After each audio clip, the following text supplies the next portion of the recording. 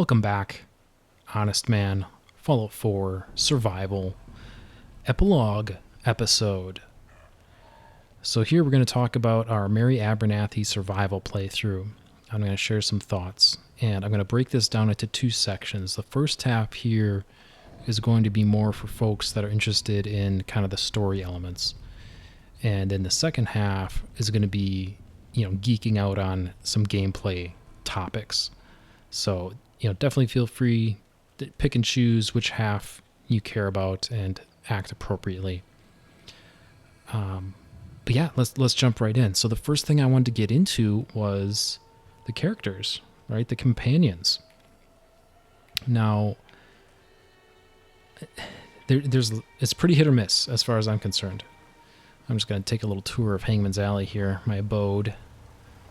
This is where I play with my toys. Now, I'm going to go through these companions, roughly in order of kind of how I rank their companion perk, basically.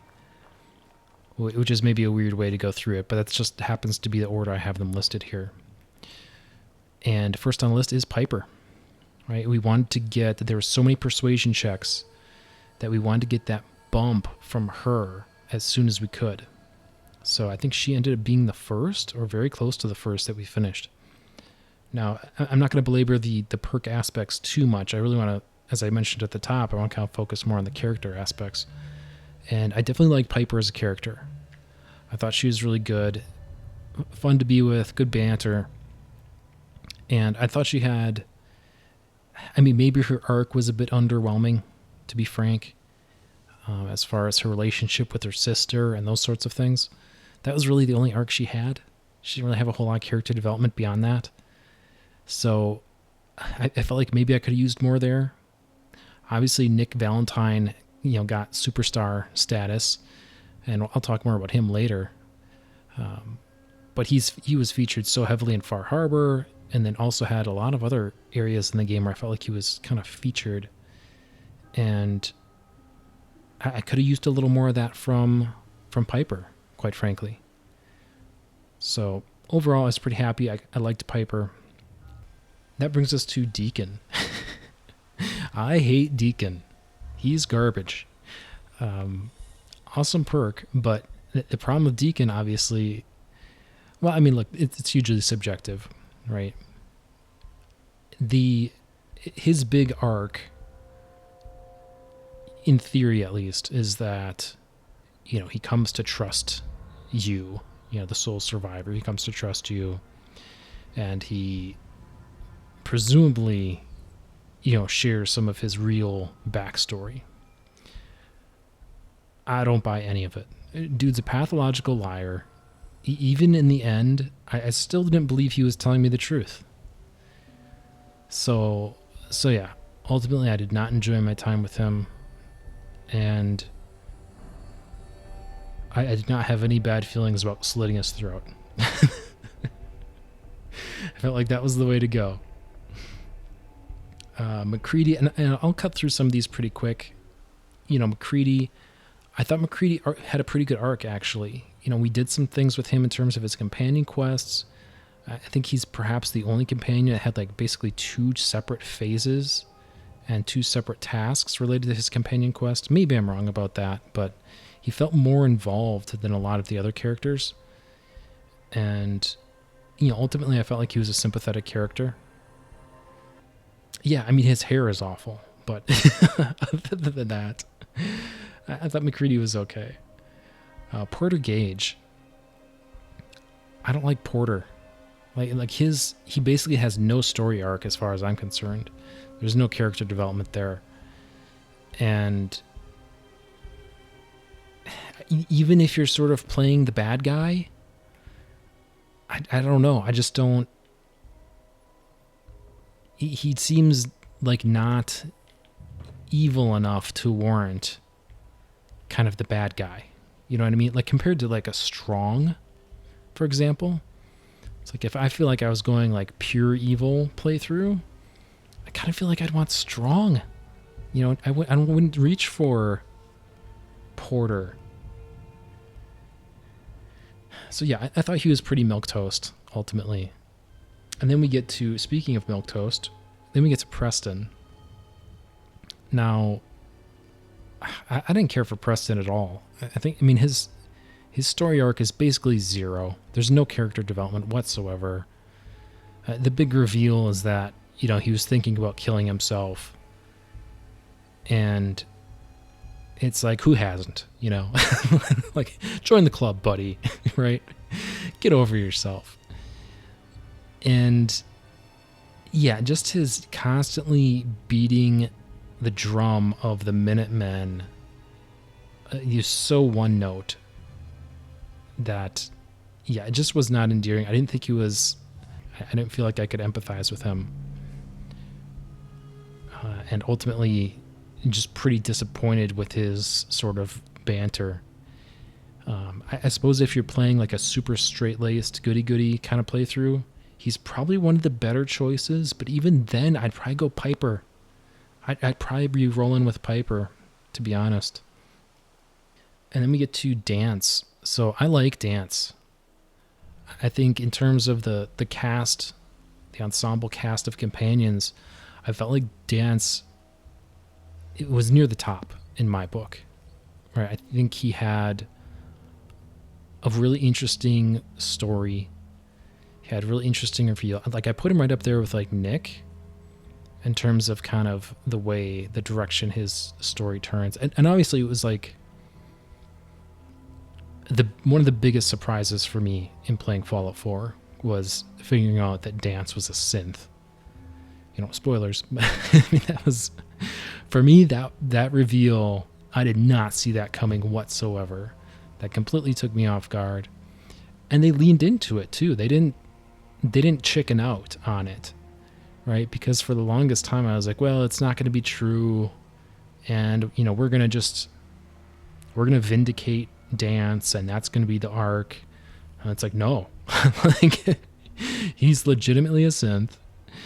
And he crosses, because of that, he is 100% enemies of the Brotherhood. Not of his own choosing, of course, but nevertheless, he was on the outs with the Brotherhood. Right? Which, your heart goes out to the guy a little bit, right? It's like, this was your identity, basically. Like, this is how you defined yourself in this world, was your identity as a Brotherhood of Steel member. And now you can't be that anymore. And I think that's sort of a recurring theme in Fallout is, who are you? And more specifically, is it who you are, or is it what you do that defines you? Right? We hit on that beat with Nick. We hit on that beat with Dance, and certainly we hit on that beat with the protagonist, the main character, the sole survivor. Right? Your actions, and look, I'm not going to get into how well the developers executed on the ability to, or I should say, your ability to affect the game world with your decisions. I mean, certainly there was a lot of sleight of hand there, and there were certainly cases where they present you with a choice, but it's not actually a choice. And the same thing is going to happen no matter what you pick. That's not great, but nevertheless, philosophically at least, it's about what are you doing? What are your choices in this world? But all this is to say that I thought Dance was a really good character. I really liked him. I liked him as a character. I liked his arc. He was fun to roll around with when we did. So yeah, high marks for Dance. And then we get to X688. Now, X688 is maybe number one on the list for missed opportunities. And there's a couple of these companions that I feel like super missed the mark, and I think X688 might be number one in terms of most disappointing, biggest missed opportunity. So what did we get? We got a character who was basically just a stereotype. He was just 100% straight-laced institute dude. Which, I mean, I can get it. That's not the worst thing to do. But I was really hoping for something interesting. I was really hoping, he would kind of show, part of your relationship with him that would develop would be, him sort of showing his hand that he's self-aware. Like he has agency and he has his own sorts of opinions on things. But we never got it. It was just straight-laced, coarser, follow the company line dude. So yeah, I won't belabor the point. Like I said, that was a super missed opportunity. I thought he had the potential to be really interesting, and he just wasn't. And then his arc was, well, he had no arc. His character arc was basically, well, I thought you sucked at first, and now I think you're pretty cool. That's his development. So yeah, very low marks all the way. And banter as well, like not particularly interesting to have around. So super disappointed in X6. And also super disappointed in Longfellow. Talk about another character. Talk about another missed opportunity. I mean, Longfellow... and again, he has like zero character development. There's no arc whatsoever. Yeah, I don't even think he changes at all. Really.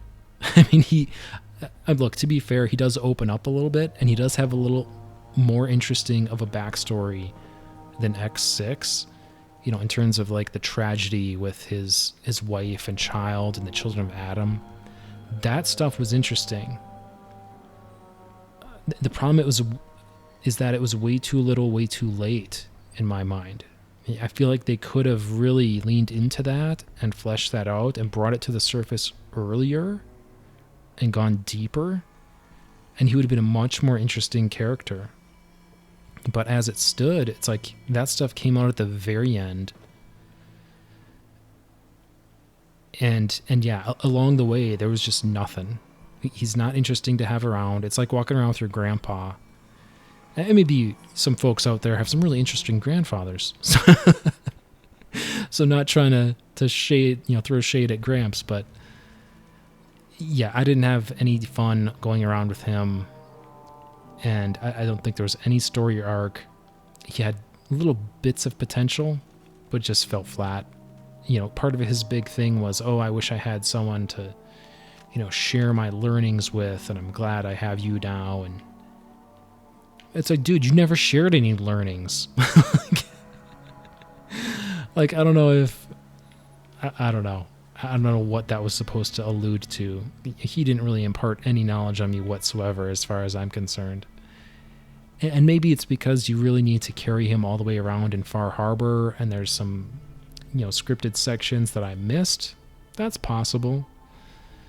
But even if that's true, it's like, well, no, that's a pretty poor design, right? Like, I feel like you should have...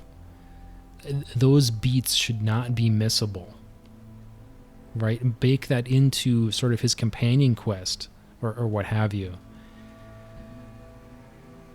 But yeah, ultimately Longfellow was super disappointing to me. Didn't like him. Yeah, like I said, there was the part with his wife, was interesting, and there could have been more there, I felt like, but missed opportunity. Codsworth. Certainly no character development from Codsworth, but hey, he's got some good puns. So I rank him higher than X6 and Longfellow just because of the puns. So there's that. That's good. And the one gameplay thing I will note that makes him challenging, right, is that the robots, strong, they don't stealth. They are zero stealth. They are zero chill. So if you're trying to be stealthy, that's going to be challenging. another robot, at least started as a robot, Curie.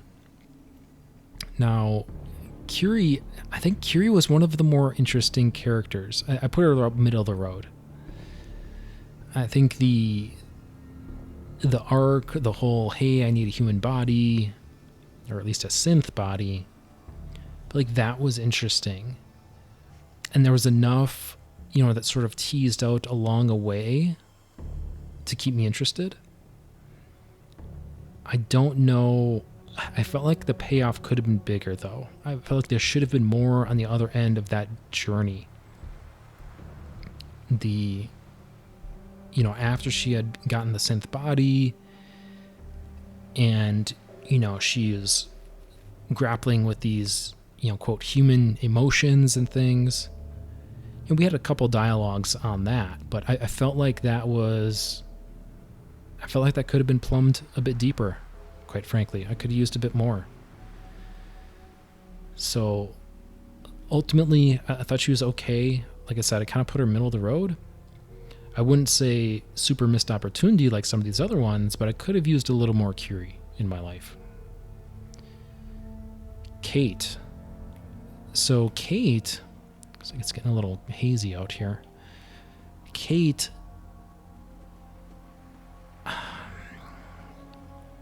ultimately I would say Kate is probably sort of middle of the road. I definitely don't put her on the top tier. The problem with Kate is... Oh, shit. I hadn't been out here yet. This is all destroyed. That's a lot of rads.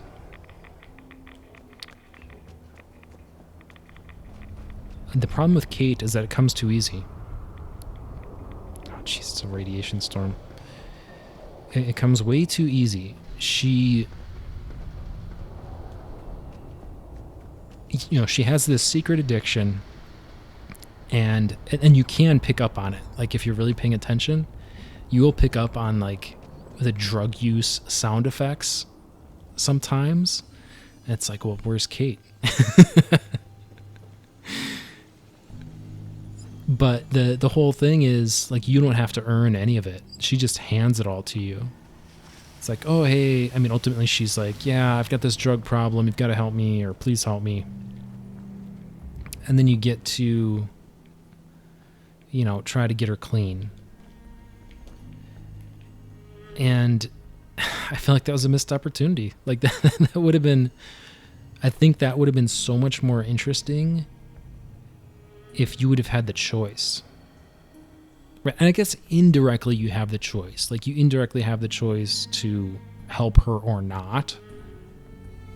But I wish that would have been more overt and in dialogue for you to make a decision, like an explicit decision, to her. You could have, for example, encouraged her and said, you know what? No, the drugs are great. Let's just keep doing all the drugs. And I'm just going to ride this until we die, kind of thing. You could have gone that road, hypothetically. Or you could have encouraged her to get clean. Like, I wish you would have had a say in that thought process, rather than her, basically unilaterally making the decision. And then it's just on you and whether you follow through with it or not. And maybe I'm picking nits, but I felt like that would have been a much more interesting way to approach it. But yeah, ultimately, it just came way too easy. Like, how many, and I don't know how many folks out there have experience with drug addiction or these sorts of things, but I don't think Kate is a realistic portrayal. Okay? Your mileage may vary, right? I think usually it's not.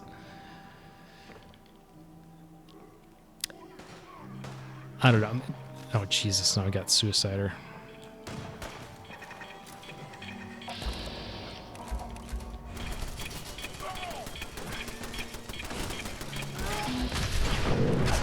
Well, that was great.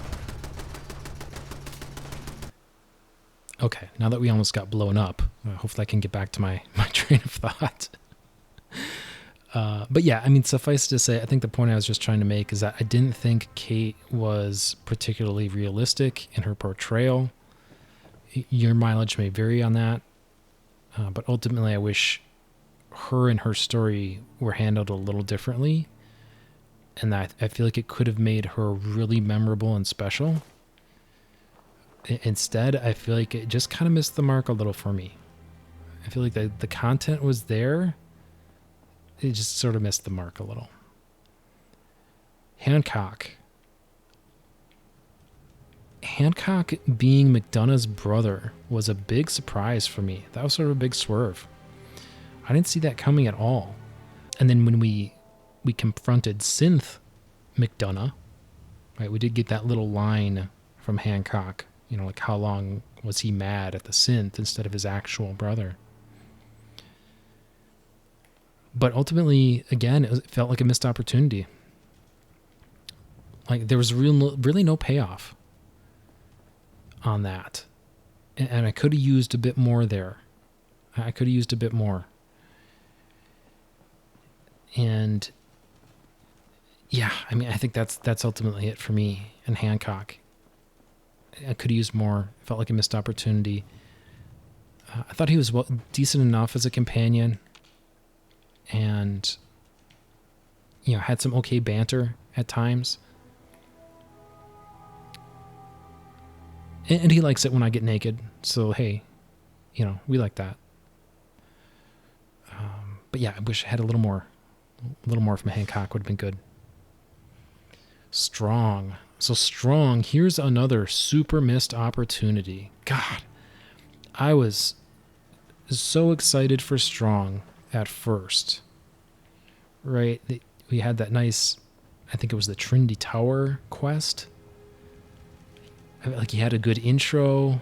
It was memorable. You got to fight up the tower and then fight back down. And, the milk of human kindness bit was hilarious, I thought. And I could have used more of that, ultimately.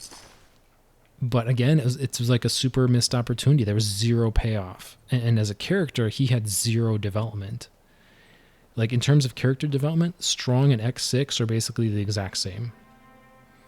It's basically, hey, I respect you now. It's the extent of his development, which is not satisfying, right? And there was such good raw material there, I thought, right? Like, and there even is a creamery, right? There's that creamery north of the insane asylum in the Northeast. So it's like he could have had a companion quest or something to go to a creamery or a dairy or something, and we could have literally gotten milk, and the jokes write themselves, right? Like I feel like that would have been a fun way to kind of pay off Strong, but instead there was zero payoff. So yeah, colossally disappointed in Strong. Super missed opportunity as far as I'm concerned. And then we get to Valentine. I really like Nick. I really do. I mean, his perk is terrible. Literally the worst, which is why I'm talking about him last. But I felt like he was one of the more compelling characters, quite frankly. He really, and maybe it was too overt for some people's taste. Maybe it was too, beating you over the head with it. But, him sort of grappling with his, what I'll say is his humanity, right? For lack of a better term. And his identity. And going through that arc with Eddie Winter. And then ultimately, landing on what is effectively the right answer as far as I'm concerned, which is that it's what you do. It's what you do that defines you. It's not what's been done to you. It's not, who you are per se. It's what you actually choose to do. It's your choices, your agency, your actions. That's what defines you. And everything else is just noise. And then obviously he got the extra love with the Far Harbor hooks as well. Now, I don't know that... I don't feel like those Far Harbor hooks really pay off. I feel like that was maybe a little shallow, because I went through that a few different ways, and maybe I just missed it. It's possible I missed it. But I felt like there's actually no real payoff for him and Dima. Like, there was no... In my first playthrough, I tried to encourage him more towards accepting Dima. It just didn't seem like there was any payoff there at all. So that, I felt like it was a little bit of a missed opportunity, but he had been, relative to the other companions at least, he had otherwise gotten so much love that it didn't really bother me. I felt like the Eddie Winter arc and just the stuff in the base game was good. I didn't feel like I was necessarily left wanting more. I felt like he was pretty good. He had a decent arc. I thought his banter was okay. I thought he was interesting in a couple different ways. So yeah, I think in total, I would say I really liked Piper, Dance, and Valentine. I think those were the big standouts for me. Honorable mention to Curie. I think she had some of the best comedy relief, sometimes inadvertent perhaps, but yeah, I think those are basically my comments on the companions. Now, factions, right? We went Brotherhood, and a big part of why we went Brotherhood is the vertibirds, quite frankly. Being able to fly around the vertibirds in survival mode. So, and maybe I'm tiptoeing into the gameplay conversation here. But, I think ultimately, having played through the game, having experienced multiple endings, let's just say, I feel like I've got a pretty good lay of the land. And I think that the sort of Institute ending, to me, is the least interesting and the least fun, frankly. I think the Railroad ending is more interesting than Institute, but less interesting than the Brotherhood. I think what helps make the Brotherhood a step above, in my view, is the whole Liberty Prime thing. Like, I don't feel like that gives it just a little extra layer, a little extra fun with Liberty Prime. So in terms of my satisfaction as far as the factions go, I think story-wise, the Brotherhood path was the most interesting for me. Now, certainly I would say that they've all got their problems. They all have serious problems. And maybe that's where some criticism, comes from when it comes to Fallout 4, is that, these aren't compelling options. These ideas, these arguments are so extreme. There's no nuance. It's like you can't really empathize with any of these people. They're all wrong in their own sort of way.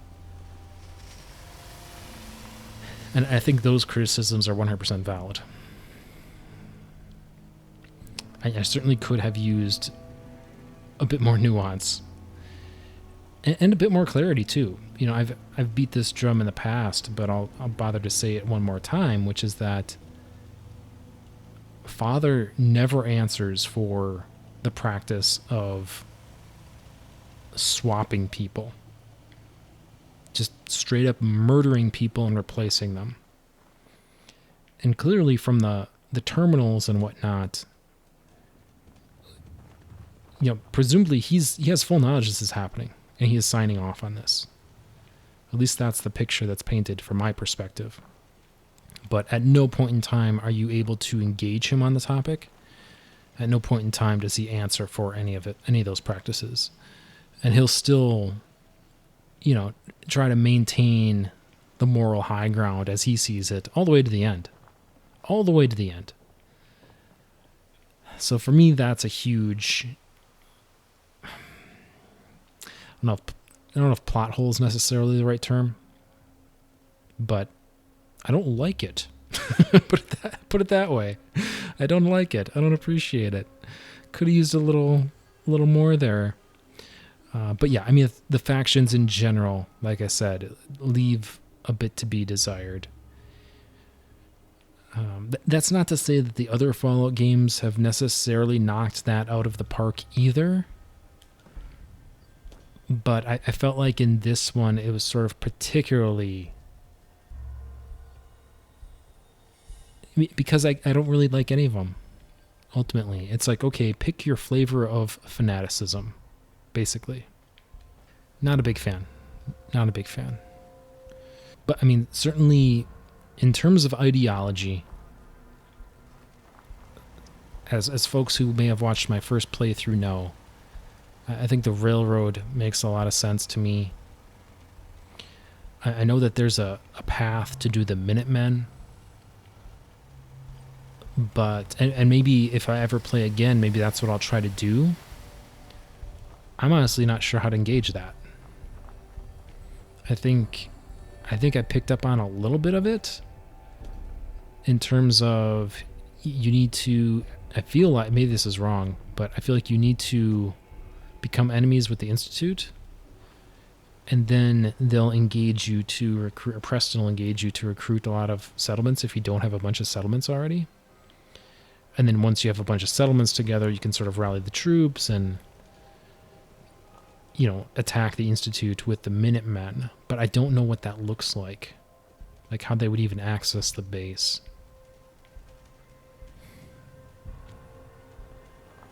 But in any event, I don't have a whole lot more to say. Other than that, if you're just experiencing the game vicariously, if this series of videos is your Fallout 4 experience, I think the Brotherhood ending that I presented here is a pretty good one. Like, if you're going to have a canonical ending in terms of like the gameplay experience, I think that's a good one. You know, if that's your sort of headcanon for Fallout 4, I don't think you're missing anything by not seeing the other endings. And then in terms of the last topic I'll cover in terms of just like general story and gameplay is the DLCs. And obviously this is sort of a superficial distinction, because if you just have all this content, you don't necessarily know what's DLC or not. But nevertheless, if there's someone who may want to, entertain a purchase, I did want to talk about the DLCs a little bit. I definitely think that Far Harbor is the best DLC. I think I would definitely recommend getting that. Like, if you're not going to just do the season pass thing and you're cherry picking, I would recommend Far Harbor. I think there's, the factions there are... I felt like the factions there were more interesting and you could empathize with them more than the Commonwealth factions. And there were some really good sort of ethical dilemmas, right? Like, ostensibly, we could have turned around the Children of Adam, right? If we had taken out Tectus, swapped him with the synth, we could have stabilized that situation. But at what cost, right? And that's not to say that Mary Abernathy doesn't have some blood on her hands, but you know what I mean. You're killing Tectus in cold blood in order to facilitate that. But yeah, so I thought the factions were pretty good in Far Harbor. And there's a lot of content there. There's a lot of stuff to do. There's a lot of exploring to do. And I didn't even show necessarily all of it. I think I hit everything from like a story perspective. But in terms of like gameplay, there were some bits that I didn't hit. Like, for example, there's a very large sort of hermit crab kind of enemy that will sort of nest or shell inside of like a truck. and you'll roll up on this thing and it's like, oh, there's a truck. And then all of a sudden it'll come out of the truck shell and you've got a hermit crab the size of a bus trying to murder you. So there's some interesting, fun things like that to discover if you happen upon them. And then obviously the different paths too. Like there's the whole path where we could have wiped out Far Harbor. That was the one faction we didn't wipe out. And I think I mentioned it previously, but if I did do another playthrough, like from a gameplay perspective, I feel like maybe I'd want to try to experiment with a high radiation build. In which case I would certainly side with the Children of Adam and wipe out Far Harbor. But yeah, all of this is to say that I think Far Harbor is really good. I think it's definitely worth it if you are playing through and you want to explore that. The Automata DLC, where we can build this robot workbench here, I didn't really care for that, quite frankly. If you're really big into the robot companions, I guess it makes sense. I'm just not sure who that is, quite frankly. I mean, certainly I don't doubt that human exists, that person exists in this world, but that's not me. That's not my experience, and I don't think the robot companions are particularly interesting. And part of the reason I say that is because if you're going to use a companion at all, I feel like half the fun is the banter, like the comments that they'll have and these sorts of things. And you don't get any of that from a custom-built robot. So that's just my 2 cents. Take that or leave it. I think people know whether or not this is for them or not. But the workbench aside, there wasn't a lot of content, frankly. Like there was the run around and kill the robo-brains, which was pretty formulaic. There wasn't a ton to that. And then there was the deep dive into the Mechanist's Lair, which was a big dungeon. Don't get me wrong. Like, it's not that it wasn't a lot of content.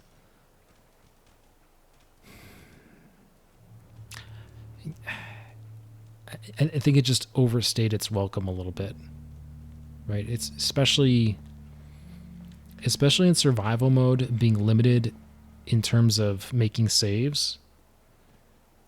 And then you get to the end and it's just a ton of small robots as opposed to like, hey, why don't you have a big giant robot?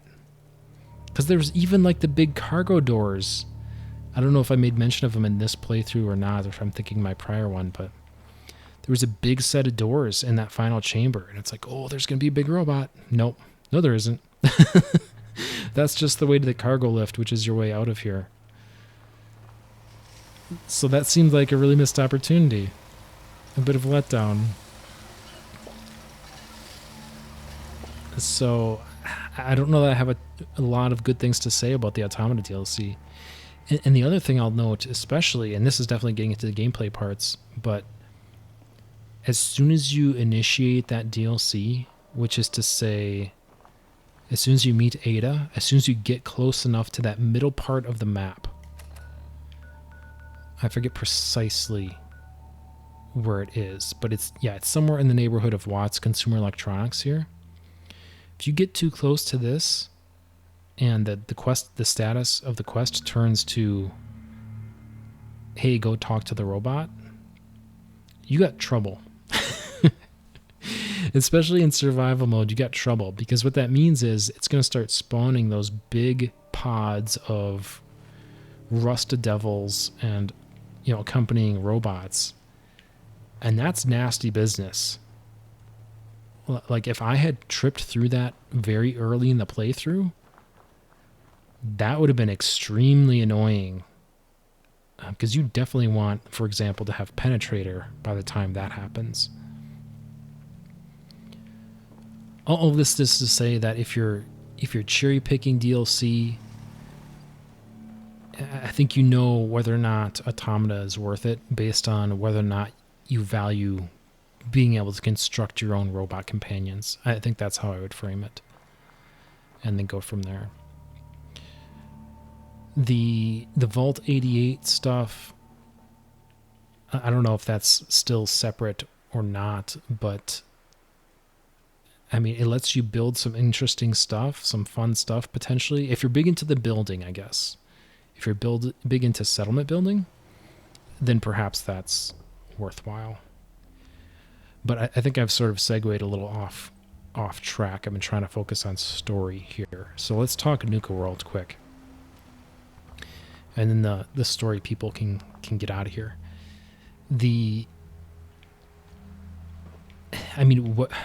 I like Nuka World. I thought that it was, the parks were fun. They each had kind of their own little flavor. There wasn't a ton of content to them. Like some of them, like you could literally run through some of them in like 20 or 30 minutes without even trying, really. So it wasn't really a lot there, but I think it's fun. I think your opinion of Nuka World will probably hinge heavily upon how interested you may be in the whole Nuka World raiders invading the Commonwealth thing. Right? If that just totally puts you off, then you're basically cutting out like a third of the DLC. Right? If you, instead of going through with Shank and all that stuff and doing power play and these things, and I ended up cutting a lot of it because it was just sort of grindy, settlement stuff. But if you're not up for that, it definitely takes some value away. But even then, I still had fun with it. I think the Grantchester Mystery Mansion is fun. I think the Hubologists are fun. I feel like there's enough there that even if you do open season and kill the raiders, I still think you can have a pretty good time. But I definitely would recommend waiting until clearing all the parks first, probably. I think that's the way you can kind of maximize what you get. Go through all the raider stuff, taking over Nuka World, but then do open season and wipe them out. But yeah, I think I've officially found myself into gameplay territory here, rather than sticking solely on story. So let's dive in. Let's talk gameplay stuff and nerd out on that a little bit. So in terms of, let's start with the obvious, gender. I think, and I don't have the statistics to back this up, but my intuition is that when it comes to human enemies, I feel like there still is a slight bias towards male enemies rather than female enemies. And that is not a complaint. That is just an observation. And what that means from a gameplay perspective is I think it's advantageous to play as a female character. Right? Because then you can get into Black Widow and get that damage bonus against men. So I think I feel like it was definitely true in Fallout 3 and New Vegas as well. But if you're trying to min-max, I think female's the way to go. And certainly they look better in evening wear, in my opinion. In terms of special score, I do have my dress on here, so it's going to be a little skewed. And I'm probably hungry too. But, look, so I started with 1 strength, 1 endurance, 10 perception, 2 charisma, 5 intelligence, 7 agility, 2 luck. And you can go back to the early episode to get this information if you need it as well. But I feel like it went well. We ended up with a natural 12 agility, a natural 11 perception. Certainly we could round up the rest of these to 10 in time if we so wanted. But I feel like that worked really well. I was definitely concerned going in whether or not 1 strength and 1 endurance would be viable on survival mode. And I think, at least for myself, I feel like I proved that it was viable and that it's not a big problem and you can make that work without too much trouble. Because especially in the early game, like I can see an argument for higher endurance, but I think it's a bad argument, quite frankly. I think it's a really bad argument because part of the value of endurance in terms of your hit point total is the number of levels you have, right? It piles up, basically. And I just feel like in the early levels, the difference between 1 endurance and like 5 endurance isn't going to save you. Right? Like, ultimately, that's my thesis. It's not going to save you. And you're just effectively wasting those scores when you could be using them in a way that will improve your combat effectiveness. Right? Higher agility. Give yourself more AP. Right? Better perception. Increase your chance to hit. I feel like those are the areas where you want to invest, especially in survival mode. I feel like people who, philosophically want to cut into perception and or agility for the sake of endurance and or strength. Well, strength is maybe a different deal because that kind of depends on if you're going melee. But if you're sacrificing these other stats for endurance, I would contend that you are making the game even harder. I think you're really hurting yourself. You're really gimping yourself. I think that's extra hard mode. And yeah, ultimately, I felt really good about the way it played out. Certainly, in order to dovetail with my perk strategy, you've got to target certain bobbleheads, right? Top of the list, first and foremost, is science. Getting to that library is really important, and that was a race for me in this playthrough. Could I get to that library in time when I needed it? And it was tight, but I made it happen. But yeah, ultimately, suffice it to say, if I had to do it all over again, I would do the exact same special score allocation. And then in terms of levels, I'll post the modified, sort of the path I ended up taking. I'll post all that down in the comments in case folks want to reference that. Ultimately, I did make adjustments to my original plan, which I posted on, I don't know if it was episode 0 or episode 1. I posted my plan. Certainly there were adjustments, and I expected there to be adjustments. I think the biggest pleasant surprise was, at least for the way I play, I don't need sniper. I never sunk those 3 levels into sniper. And that was really liberating because it allowed me to do other things and sort of shuffle and avoid delaying other things. And I feel like that worked really well. So I was super happy to discover that I don't need sniper for my playstyle. Certainly your mileage may vary. The one thing that does jump out at me looking at my level plan, my level map, is Hacker. I ended up doing Hacker 1 at level 15, and then 2 and 3 at levels 20 and 21, respectively. So basically, I was right on track for Hacker 3. I got Hacker 3 as fast as I possibly could, but 1 and 2 were significantly delayed. Ultimately, from a gameplay perspective, I don't feel like you need Hacker, is the short of it. I think it can be good for a little XP bump, but I don't know if that's worth the opportunity cost of not just doing something else. And part of the reason I say this is that in virtually every case, rare exceptions, there's almost always a lockpick alternative over the terminal. right? Because almost always it's cases where it's like, okay, you got to get through this door. You can pick the lock or you can hack the terminal.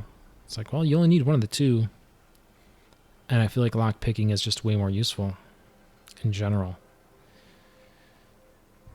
So, yeah, that's kind of my sense on that. Is like if you're looking at my strategy and you feel like you want to make room for a sniper or you want to make room for something else, I would maybe say consider punting on the hacker levels. I think those are perhaps superfluous in a lot of cases. Certainly they help you level up certain companions, so there's that to consider as well. But, take that for what it's worth. And yeah, I mean, ultimately, not to pat myself on the back too much, but I feel really good about the way it shook out. I think, my core build was basically done at like level 46 when I got Rifleman 5. And then we picked up Concentrated Fire 3 at level 50. But my core build was done. Like I started pushing strength. I took a strength point at level 47 and then started dipping into armor, which was the other thing that I wanted to sort of test is, can you get by without ranks and armor? I think the answer is absolutely yes. So that was, ranks that I punted on for a really long time. It wasn't until the late 40s, very late 40s, that I started dipping into that a little bit. So that was good to know as well. What else? Ballistic weapons. So one of the big things I shifted as well from my original plan was investment into energy weapons. Or science, I should say. Science. Stealth is too good. Stealth is just way too good, especially on survival. I think you have more liberties to go sort of run and gun, Rambo style on normal and other difficulties, but on survival, you're going to get dead real quick, probably. So, yeah, it was game-changing. Yeah, as soon as I could start getting silencers on things, there's no going back, I felt like. And as well, like that, you can stack different damage modifiers that way as well. There's just too much value there, in my opinion. So I definitely ended up punting a lot on science, basically as long as I could. It was just, bare minimum, right? Just enough to get a recon scope on some of the, better rifles, and then kind of drag my feet as much as possible from there, as opposed to having it be more front and center for the sake of like laser rifles and things. I think that's the right way to play it. That's not to say that your fun is wrong if you like plasma weapons, just that that's more difficult. The stealth mechanics are really favorable, and it gives you a really big tactical advantage. So I would definitely lean that direction again and recommend that to anyone playing survival.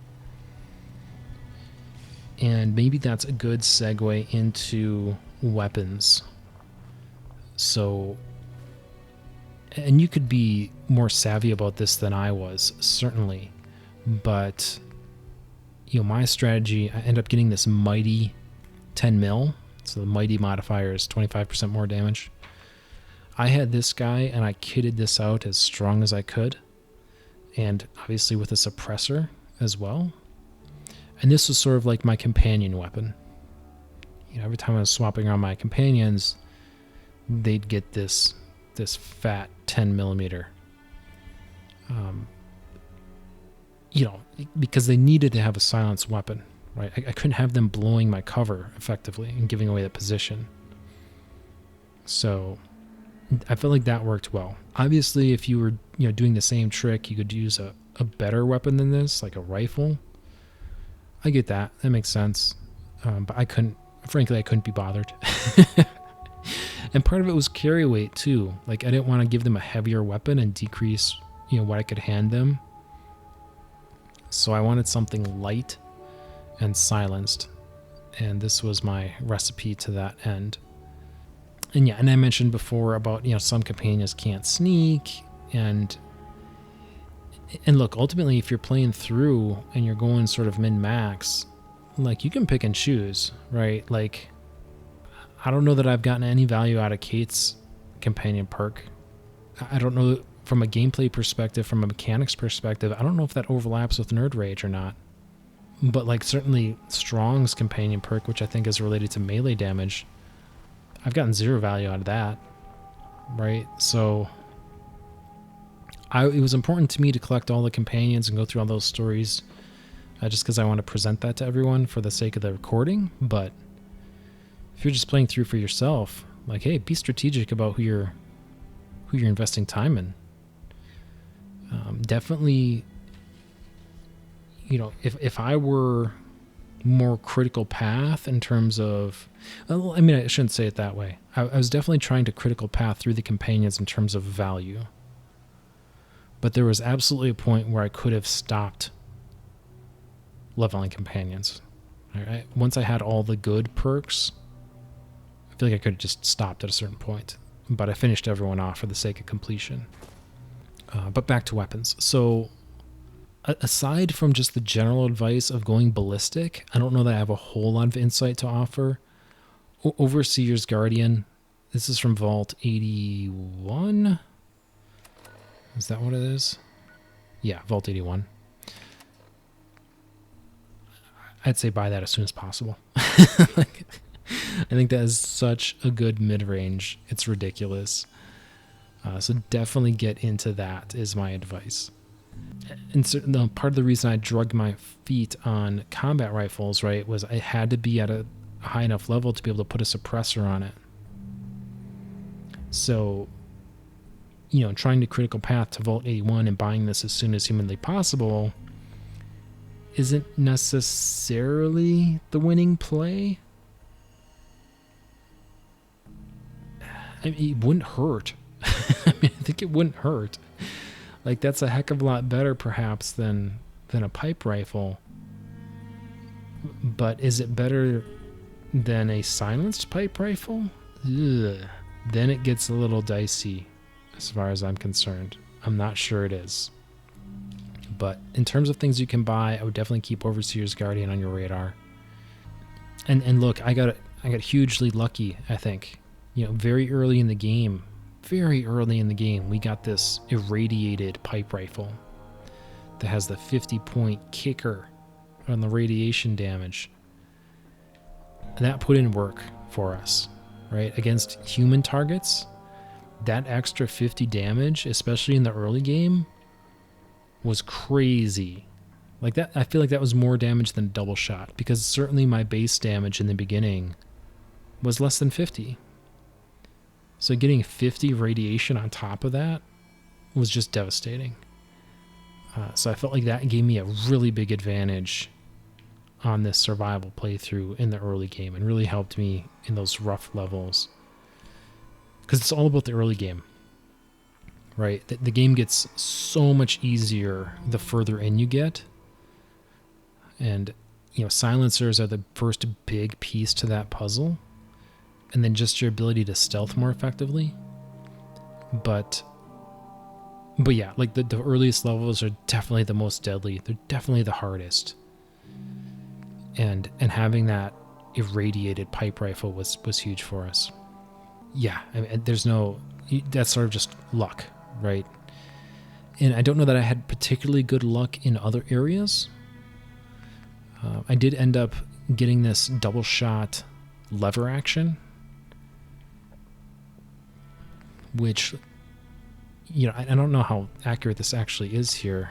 Yeah, see that the damage just changed there when I clicked on it. 469. Why did I swear it just changed? I don't know if I'm going crazy. But yeah, obviously you're trading rate of fire and a huge clip in the combat rifle for more damage here. But if you're big into VATS, if VATS is your bread and butter, definitely go for the lever action, I would think. Try to get into Far Harbor. This was a random drop, but I'm pretty sure someone sells one of these. I think it has a special name, but someone sells effectively a double shot lever action. I'm not sure exactly who, but I'm quite certain someone does. So that's an option. The big pain in the butt there is just, keeping enough ammo on hand for that thing. And then in terms of my sniper platform, obviously I went through a bunch of iterations there before finally getting a lucky drop in this freezing ghost rifle.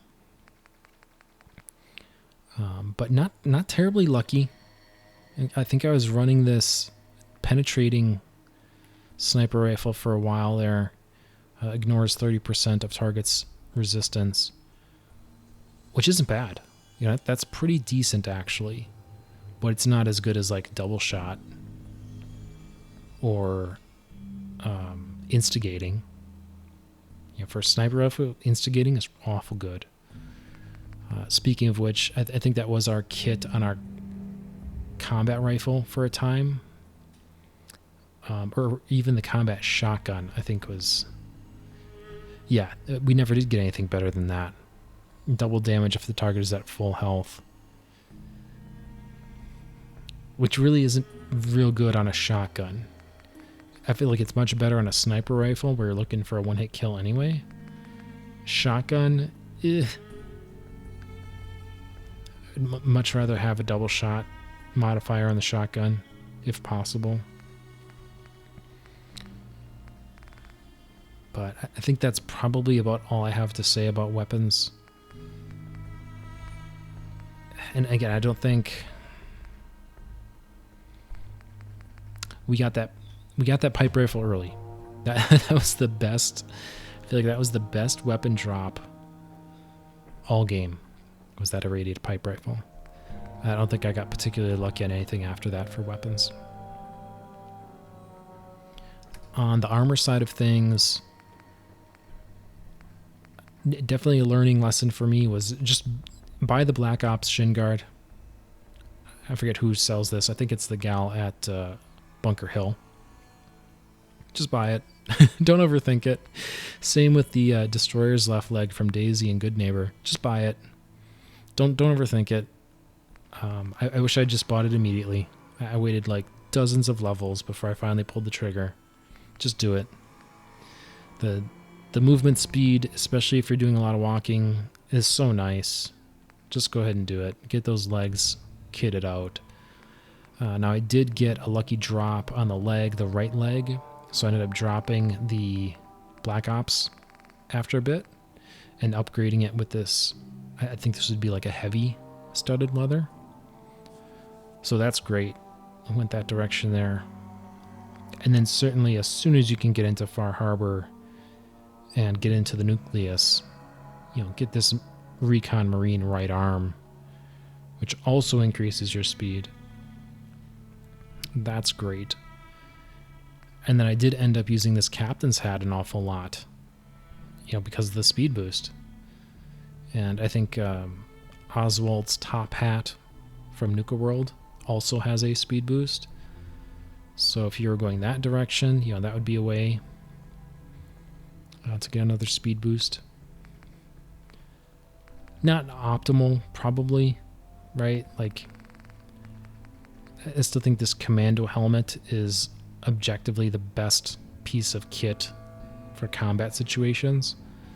But because I'm recording, I didn't want to constantly be switching my gear around. If not for that, I would use the movement boost. And then once I realize I'm going into combat, if it's not a surprise situation, then I'd switch immediately over to the commando helmet. That's probably how I would play that.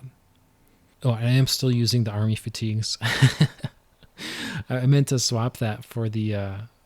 I forget what the other ones are called, but there's a different one that's +2 agility instead of 1 strength, 1 agility. And the one that is +2 agility has some additional energy resist Not a ton, but a little more. And then obviously the fact you're trading Curie weight for 10 AP as well as a part of that trade. But I guess the real lesson there is get the ballistic weave as soon as you can. Right? You got to level up through railroad a bit to unlock that. But that's huge. Like that had such a huge effect on my resistances. It was ridiculous. So that was definitely part of the power curve of making things easier and making you more durable. Yeah, still waiting on a decent left arm. Agility and perception aren't terrible.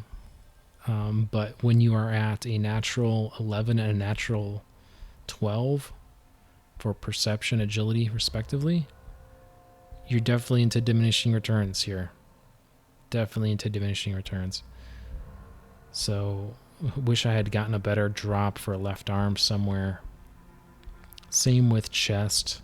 You know, we've got this +1 agility, int, endurance, which isn't awful, but ultimately you want something a little better there, I think. And I think the other pieces I've all talked about already. Speed boost, basically. And then certainly for special stuff, right? Getting Agatha's dress for the 3 charisma. And then much later, getting the Dapper Gent. You know, that's part of why it was viable to start with only 2 charisma, but basically never miss a charisma check. Right, and we leaned on some drugs in the beginning, but that was the way to go, I felt like. And then certainly get yourself some black rim glasses or some fashionable glasses for some more charisma there. That's good stuff. And I switched to the red dress here because I did get a lucky drop on this sharp left arm, which gives me +1 charisma. So basically I could get equivalent to Agatha's dress. Agatha's dress doesn't let you wear arms. Right? Oh, it does. How did I screw that up? I think it's just because I didn't need it anymore. I mean, this would give me more charisma. But I just didn't need that extra 1 anymore.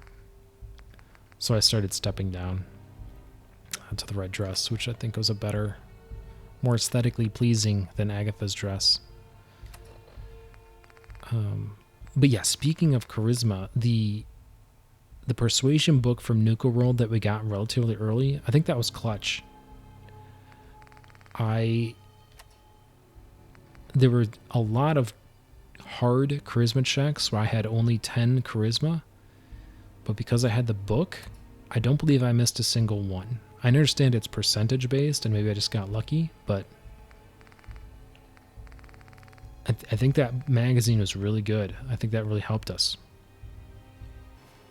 What else do I want to talk about? I think I'm running out of things to talk about. Don't worry. We're going to be done soon. I mean, with survival mode, the lack of fast travel is a huge pain.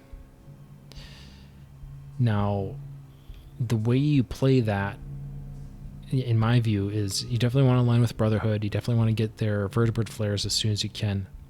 But you also want to get in with the Institute as soon as you can. Because that's one location where you can legitimately fast travel. So, you know, standard operating procedure was, okay, I'll fly a vertebrate out somewhere, and then I'll fast travel to the Institute to get back. And then I'll run down across the bridge to Hangman's Alley. That was standard operating procedure. Now, and that worked great. But obviously that, in order to do that, you can't be enemies with the Institute. You can't be enemies with the Brotherhood of Steel. So yeah, eventually that's going to break down. But while it lasts, that's definitely the way to go. And that's a big part of why I waited so long to address the Institute, is I didn't want to lose my fast travel point. Ultimately, and I mentioned this in one of the previous videos, ultimately I would recommend just using a mod.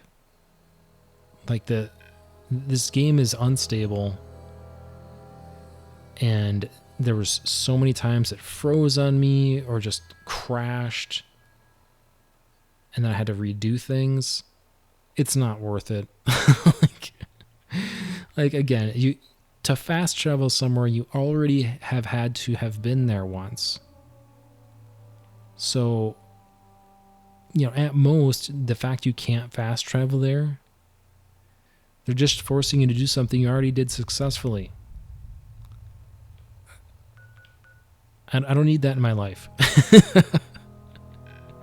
Like, have more respect for my time than that. And look, if the game were 100% stable, maybe I'd have a different view. Maybe I'd take a softer line. But I've lost so many hours of my life from bugs. It's not worth it. You just get a mod. Get a mod, enable fast travel. And I'd also get a mod and enable saving for the exact same reason. And then specifically, we can get into here. Yeah, so specifically, this is my loadout right here. Unofficial Fallout 4 patch. Skip Dima's puzzles.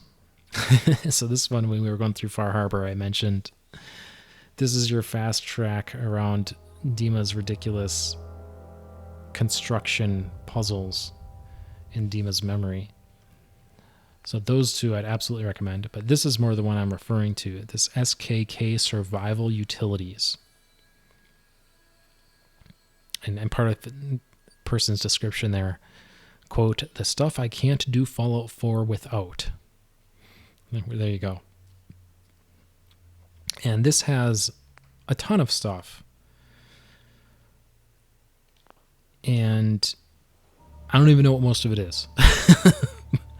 But there's a toggle in there to turn on fast travel. So that's the thing I did, is flip the toggle to turn on fast travel. So yeah, if you'd noticed as I was moving the cursor around, there is a fast travel button for these locations, and I could fast travel if I wanted. Your mileage may vary. You may have a different view on things. I'd say do it. Don't even think twice about it. It'll save you so much time, so much agony, so much frustration. And again, it's, in my view, it's not challenge frustration. It's just tedium frustration. It's just, okay, the game hard crashed on me. I have to walk across Far Harbor again. That's not a good time. The other mod, which isn't through Steam, I had to get it through Nexus, so using the Vortex mod manager. But if you just look for less obnoxious and quieter Grim Reaper Spirit, you'll find it. That's literally what it's called. The name is actually longer than that, but those should be the words that'll get you there. Less obnoxious and quieter Grim Reaper Spirit. Kudos to the maker of that mod. Definitely like it. And that's the...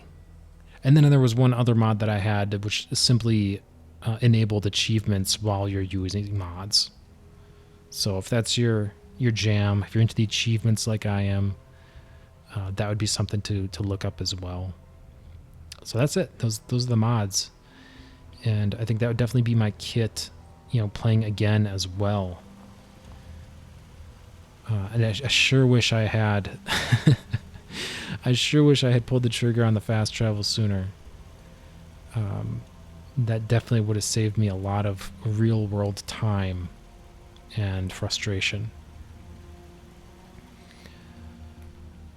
But I think that might be it. I think I'm done talking about Fallout.